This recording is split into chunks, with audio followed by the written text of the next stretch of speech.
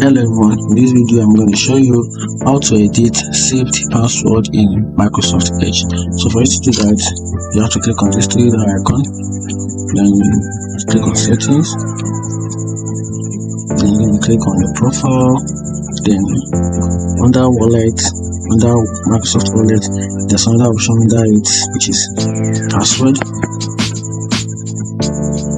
Okay, good. So right here, these are the list of websites on in Microsoft Edge with their password under them. So let's click on this to edit. Then right here, you're going to input your Microsoft Edge password. So I'm going to input mine right now. Okay, that's it. Then right here you can edit.